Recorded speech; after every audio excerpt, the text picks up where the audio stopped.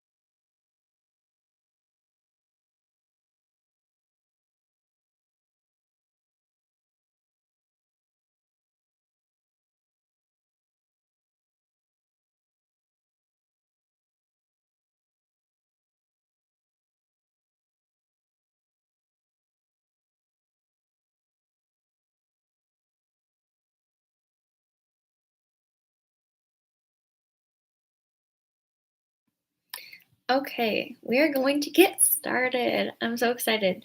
One of the things that I'm most passionate about is spreading education. And recently, it's been spreading education about birth control and how you can track your cycles and come to a better understanding of your fertility and your cycle so that you don't have to stay on birth control meds if that's something that you don't want to do.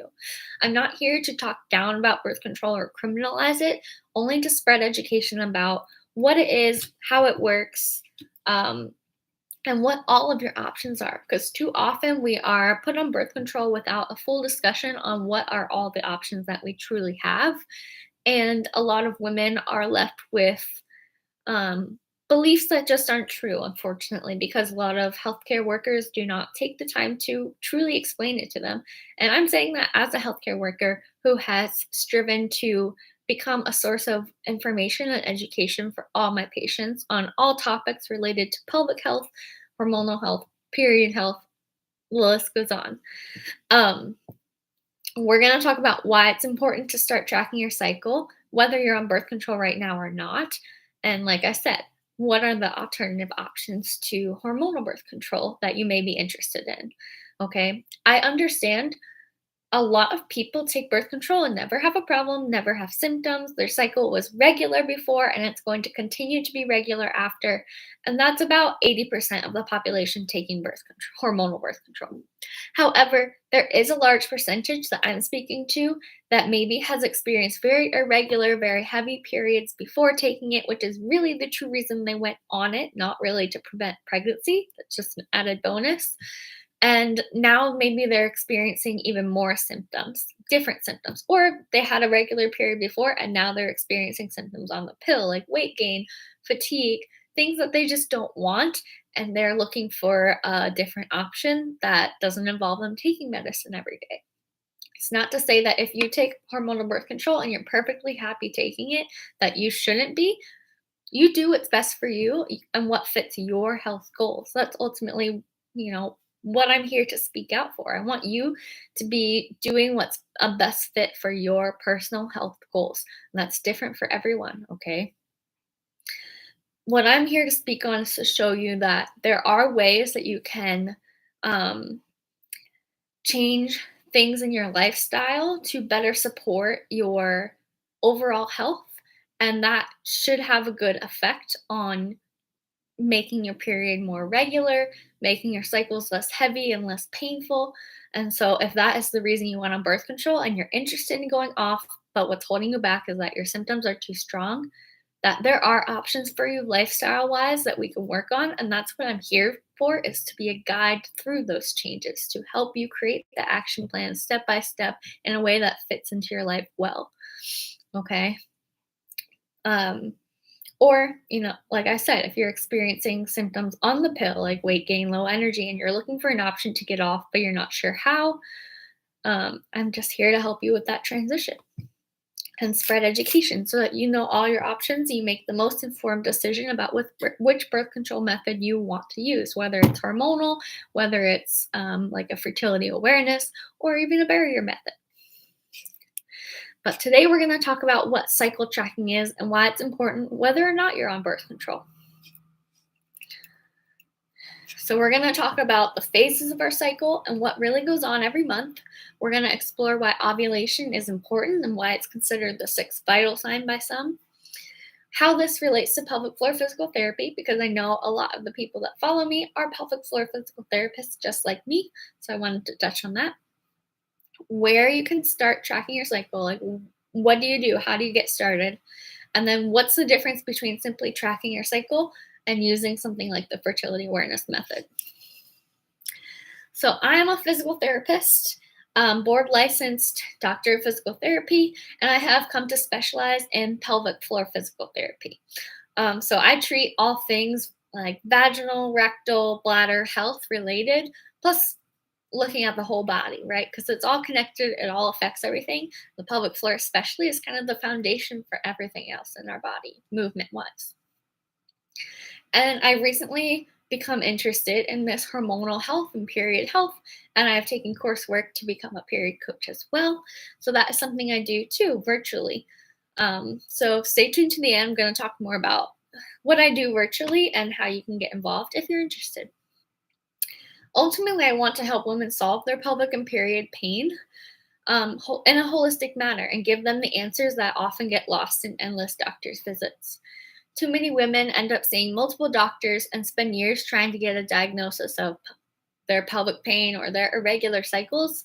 And even then, the treatment options provided may not be ideal for them. They may not want surgery, they may not want hormonal birth control.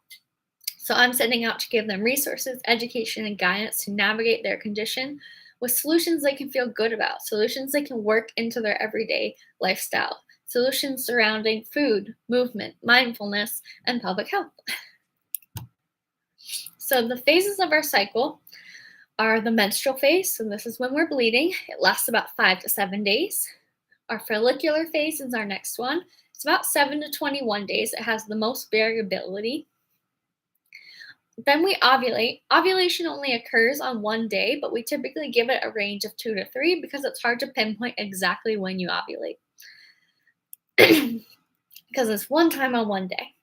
And then lastly is our luteal phase, which lasts about 2 weeks and transitions us back to our menstrual phase. If you have any questions, please drop them in the chat too. Okay, so we have some key players in the game of hormones, right? Especially when we're talking reproductive and period health. And they're progesterone and estrogen. Progesterone and estrogen, they're the two big ones, right? Testosterone is also a key player. And then we have follicle stimulating hormone and luteinizing hormone.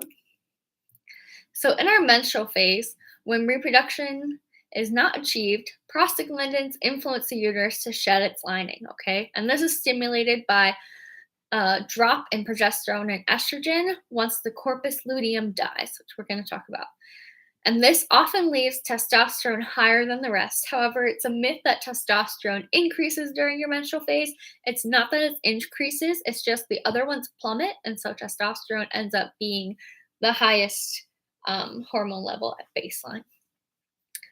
And then as we transition into our follicular phase, what's happening is that about 10 to 15 of your 100 follicles, so we're always always maturing 100 follicles in our ovaries to help with ovulation.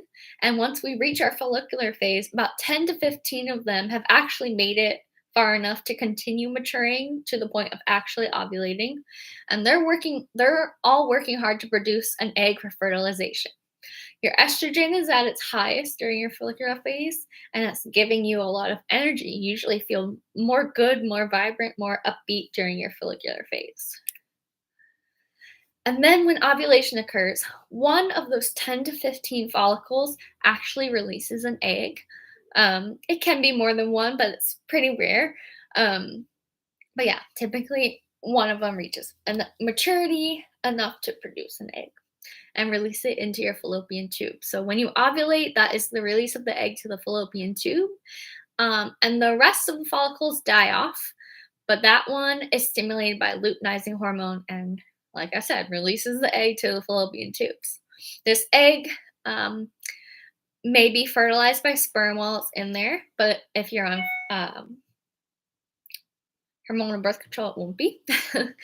Or any birth control, hopefully, right? It won't be. That's the point. So if you were to become pregnant, the fallopian tube is where the egg should be fertilized by sperm. And during ovulation, your estrogen hits a peak. So you usually have the best mood, the best energy of your whole cycle on your day of ovulation or your days surrounding ovulation. Some people experience pain during ovulation, like a little twinge. Could be bigger than that. And we term it middle schmerz. Fun. And it's usually people just feel a little twinge on the side, one side of their little abdomen. So yeah, where was I? Right. Our egg is released, those follicles die off, and within that ovary, we form a sort of cyst or small organ or gland called the corpus luteum. Okay, so now we transition to our luteal phase. This means that that egg that was released helps create this corpus luteum, and this gland creates and pumps out progesterone. Okay, so now in kind of the second half of our cycle, we are most concerned with progesterone. Estrogen has kind of decreased. Okay, so progesterone's purpose is to build up the uterus in order to protect a pregnancy.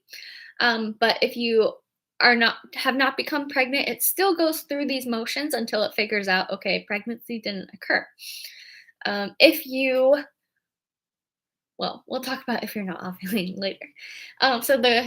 Once the corpus luteum figures out that pregnancy did not occur, it will disintegrate and signal the body to move on to menstruation, and estrogen and progesterone will plummet.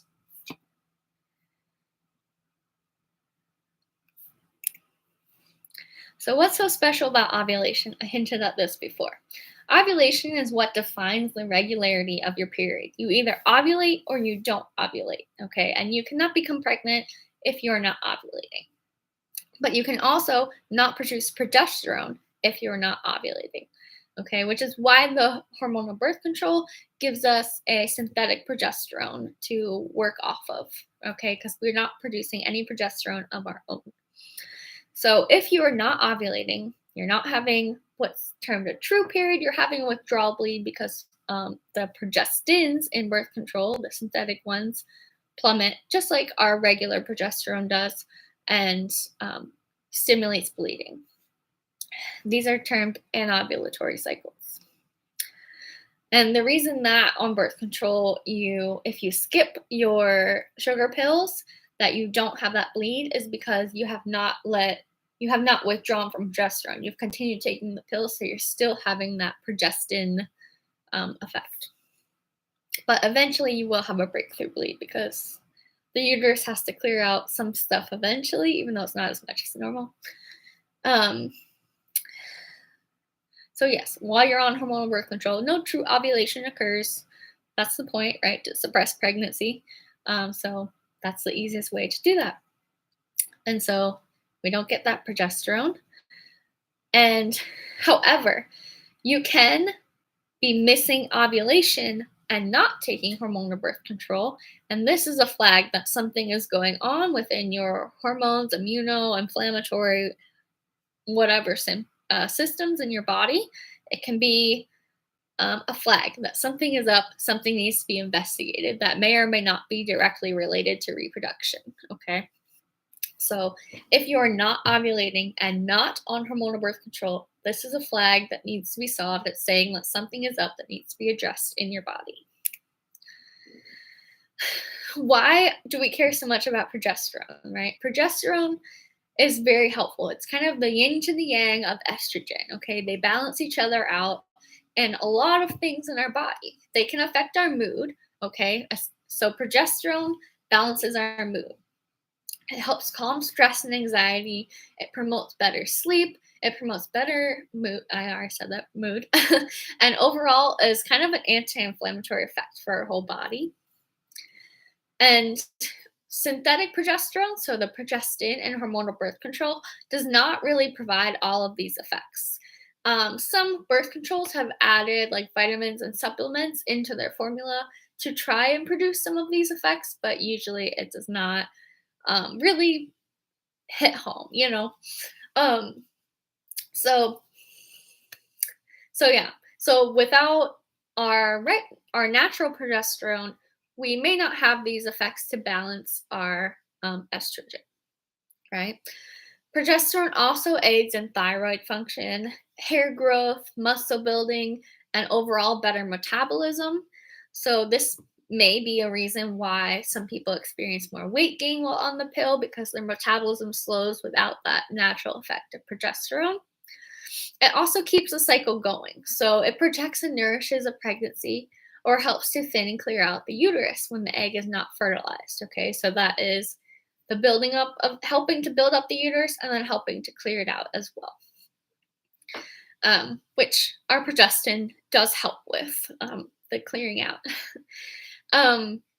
But yeah, so this is why a lot of people tend to experience things like chronic fatigue, poor mood, or mood swings, or depressive state, or anxiety. I already said insomnia, I think. Yep. Weight gain, hair loss, all kinds of things while on hormonal birth control because they're not getting the full effect of natural progesterone through the progestin found in the pill or other method. So, why is it important to track? It's not only a way to know when your period is going to show up. Although that is a nice benefit, you know, we want to be aware, we want to be able to predict when you're going to start bleeding. That's not the only reason that tracking is important.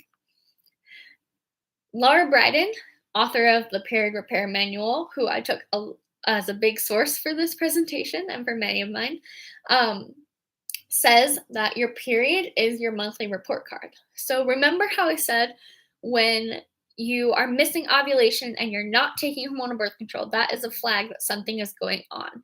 Your hormonal cycle is kind of like that sixth vital sign, like we talked about. It's important to understand whether or not your body is functioning as fully as it should be. If your ovulation is missing, it's pointing out that something is up, something is wrong, something is not, quote unquote, balanced in your body, right? Okay, it could mean that you're getting sick. It could mean that you had a lot of stress that month. It could mean that maybe you have some bigger disease process going on. Who knows? Or it could just mean that your hormonal health is not optimal and deserves looking into. Okay, but it can be a reflection of anything that occurred in that month, really. So this is why, you know, a lot of women maybe miss a period around finals. My period used to always be late around finals because I was so stressed. So stress has a big influence, and that's one example of where my period would be different for 1 month out of the year. Or, I mean, not really, but in that case, in that small example, it wasn't a consistent, regular thing. But if it is a consistent, regular thing, there is definitely something going on that you deserve to have looked into. Because taking birth control, yes, will make your period more predictable and reliable, which for some, that's all that they want. However, if your ultimate goal is to solve the problem causing it to be irregular in the first place, birth control is not going to do that. Birth control does not fix the problem. It just sort of makes it regular, manageable in the moment, right? But if you are more concerned with fixing the original problem, birth control is not going to do that for you. And unfortunately, that's the narrative that a lot of people interpret, whether from doctors or whatever sources they're using, is that, oh, if I take this, it's going to fix my period. It's not going to fix it. It's just going to make it more predictable and manageable and help resolve some symptoms. If you have really, really heavy, painful periods that you just cannot stand, um, it's a solution. But if you want to fix the problem, making them heavy, making them irregular, making them painful, it's not going to fix that. Once you stop taking it, you're likely going to be back in the same boat. And for some, that doesn't matter. But if the reason you're going to stop taking it one day is because you're ready to have a baby, it might be a setback for you. So, the number one reason why tracking your cycle can be important is because it will tell you whether or not you ovulate. Most of us have no idea when we're not ovulating, right? We've all probably have had anovulatory cycles, so cycles without ovulation, and don't even know it because we have no idea how to look for signs of ovulation or how to figure that out. Of course, if you're taking birth control, you're not ovulating, but I'm talking about even before you started birth control, or if you have gone off it for some reason, or if you rely on a method like a barrier method or something. Usually we have no idea if we're not ovulating. So in order to learn that, we have to pay attention to signs within our body, okay? So things that may clue you in to you not ovulating are if you have a lot of inflammation in your body, so high stress levels, chronic illness, autoimmune disease, celiac disease, things like that are often associated with anovulation. If you have poor nutritional support, so undereating, low carbs in your diet, all of those can influence and affect ovulation. And then if there's something altered in your hormonal systems, like a thyroid dysfunction, PCOS, hypothalamic amenorrhea, or if you're entering perimenopause.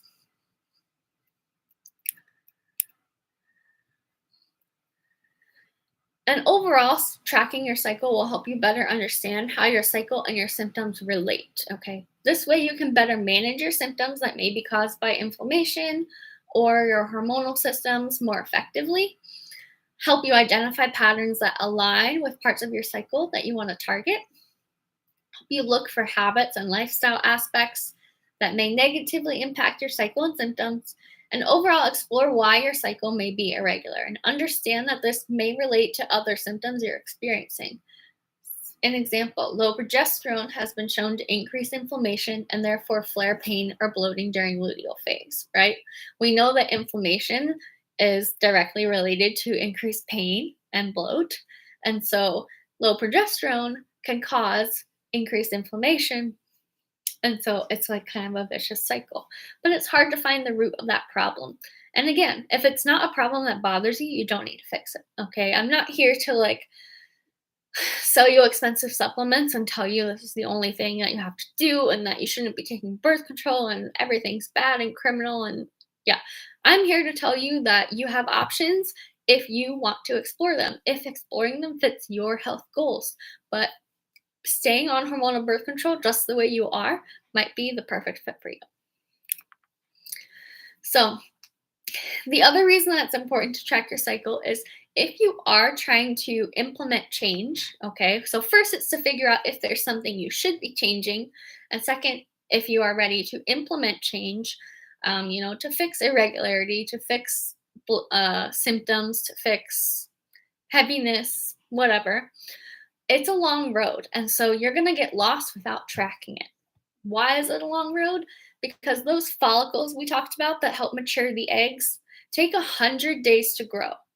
That's like over 3 cycles, okay? So any change you implement will have to be implemented for that full period of growth, okay? So, for example, if you're like, start taking magnesium because you think, okay, maybe this will help, okay? I mean, which we could talk about.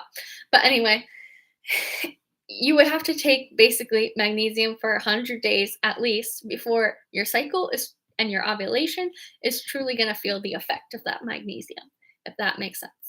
So it takes a lot of time, and you have to be diligently tracking how you're feeling, what things are doing, how things are going throughout, so that you don't get lost and so that you do notice the changes, because sometimes they're subtle. Okay, so it takes time.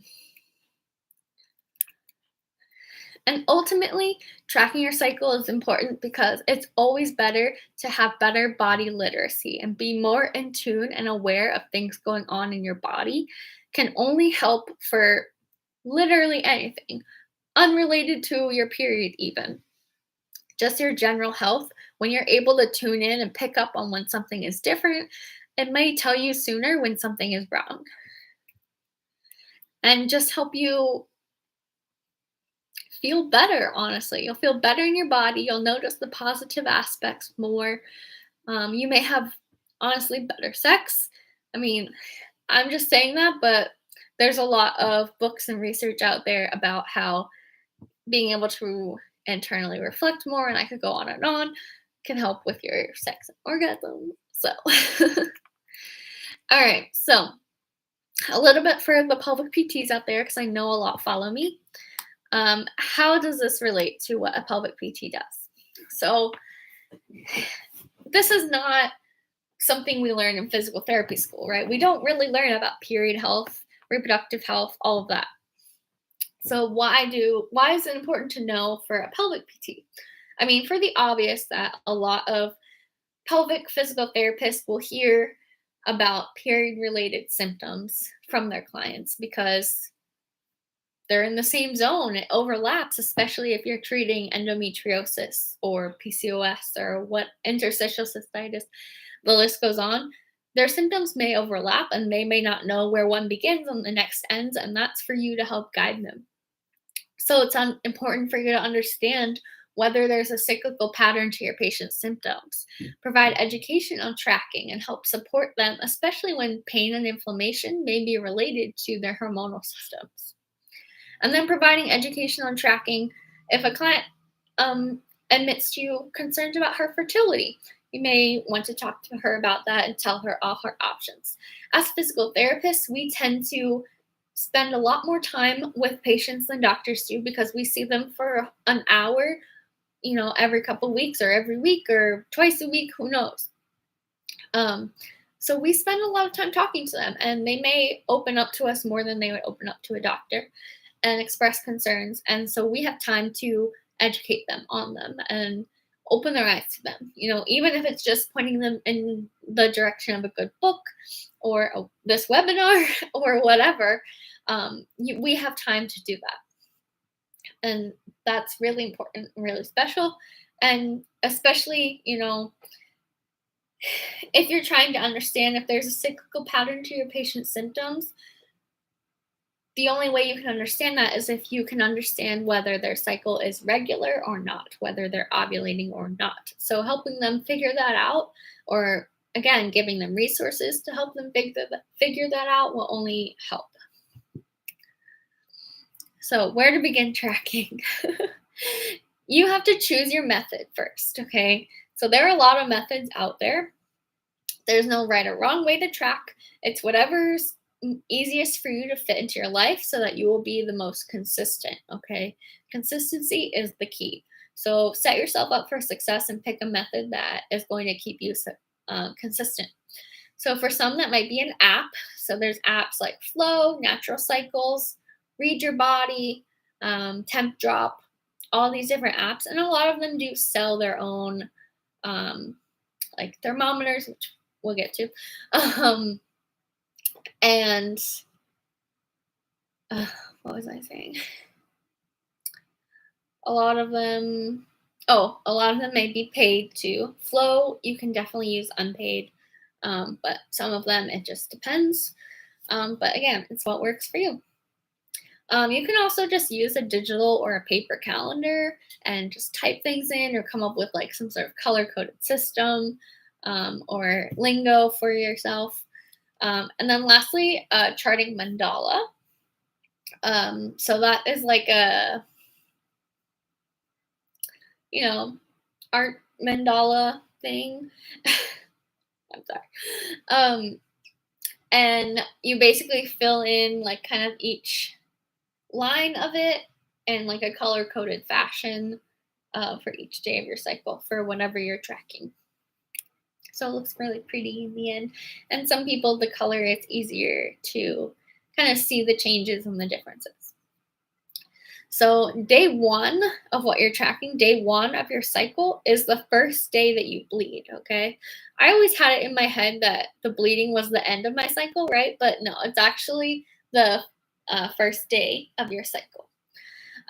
So, while you're bleeding, you're in menstrual phase. So, it's important to track the phase you're in too, if you can tell.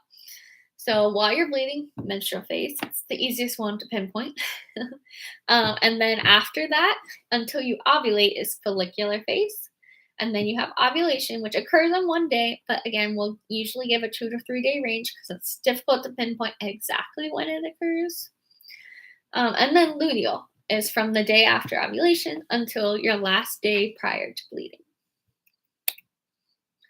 So, how do you know if you're ovulating? So there are 3 signs of ovulation that we talk about and use to help pinpoint ovulation and predict ovulation. And so it takes a buildup of data over time to be obviously accurate and consistent with this. But the earlier you start looking for those signs, the better, because you're going to better understand those signs and it's going to be a lot easier to figure out when it actually counts. That makes sense. Plus, you'll have all this background data to start from. So, basal body temperature is one of them. So, that's taking your temperature first thing in the morning, which is when your body temperature is at its lowest. And as you approach ovulation, so the day before, the day of, your temperature will rise. It'll be subtle, but it'll definitely rise. And that's how you can help pinpoint ovulation. Another one is your cervical mucus. So this is observed by inserting a finger or just wiping. And it is whatever discharge that you find. So whether the discharge in your underwear or on your finger or on toilet paper, but not pee. And as we near ovulation, this will become more stretchy, slippery, like an egg white consistency. And that is your ovulatory cervical mucus. And all other cervical mucus is just non-ovulatory, unless it is like looking weird colors, fishy odors. Then it's something to talk to your doctor about. But if it's just like a creamy white, lotiony, totally fine, totally normal. All right, cervix position is the final way that you can figure out ovulation. Okay, so this is the literal position of your cervix. So if I don't have so your cervix is the top of your vaginal canal. It's like the doorway to your uterus. Okay, so you have to be able to stick a finger up and feel for it. Okay, not everyone's comfortable with this. Not everyone can figure out what they're feeling. But again, the more often you do it and try to figure it out, the more you're going to notice when things change and so be able to start to accurately use it. So it has to do with the hardness and the position as you approach ovulation. So normally it's lower and hard, like the tip of your nose. And as we approach ovulation, it gets higher, it sits higher in the canal, and is softer, more like your lip.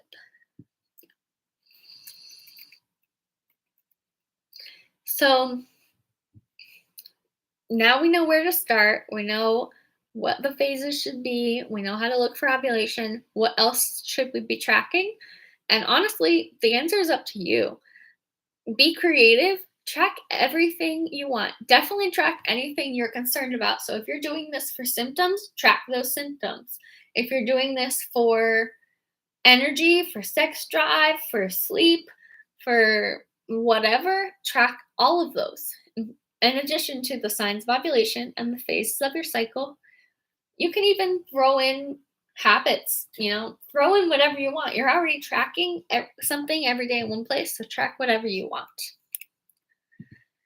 And then the difference between cycle tracking and the fertility awareness method is basically the accuracy and consistency because there are higher stakes, right? When you're using it as your pregnancy prevention.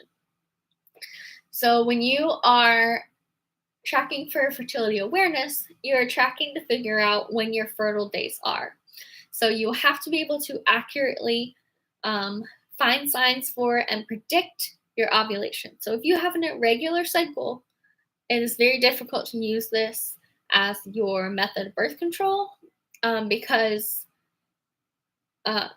it's hard to accurately predict when you're going to ovulate if it may be different every month. But there are things we can do to help get you more regular so that you can use this method, but that's another webinar. So we are actually fertile for about 6 days of each cycle, and these are the 2 to 3 days that we give for ovulation. And then we also take into account that sperm survives for 5 days once it's released into the uterus. So you need those 5 days plus the day you ovulate, which we don't always know exactly what day we ovulate, right? So we give a 2 to 3 day range. So you're looking at 6 to 8 days that you would be using another method as birth control or abstaining from sex, but that's up to you. So, usually most people would just use a barrier method during those 6 to 8 days and or just abstain.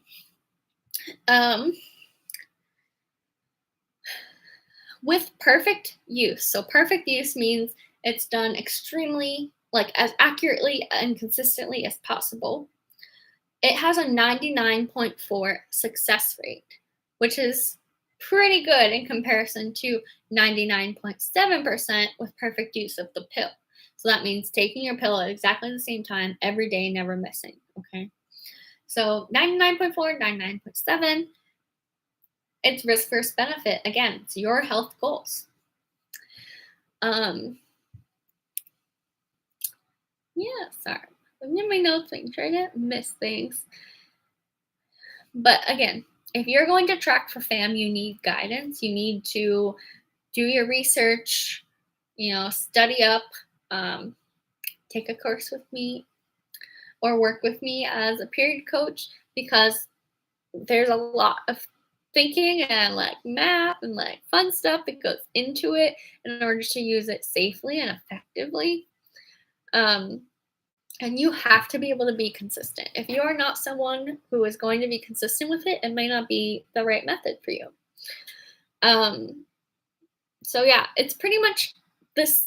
You will continue tracking your cycle just like you're doing now, just there's higher stakes. So it's more important to be consistent, and the goal of it changes, right? And you're looking for those fertile days, that fertile window, in order to avoid pregnancy, not get pregnant. So yeah. So if you want to know more, if you think that you want to deep dive into your cycle and create a personalized plan for tracking, strategize better management of your symptoms, and take action to tackle and find the root of irregular periods or painful periods, I'm offering a 6-session package of my period coaching. And the way that I do this is everyone starts with a free discovery call. So it's a 15 or so minute chat with me over Zoom. And we just talk about your primary concerns and figure out whether period coaching is a good fit for you, and kind of what your goals are.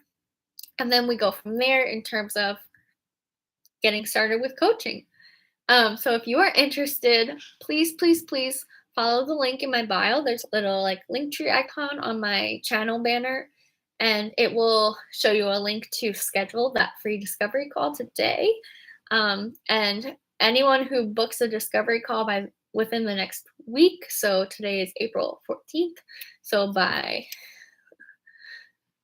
let's see my calendar, April 21st, you will get a special deal on my coaching package.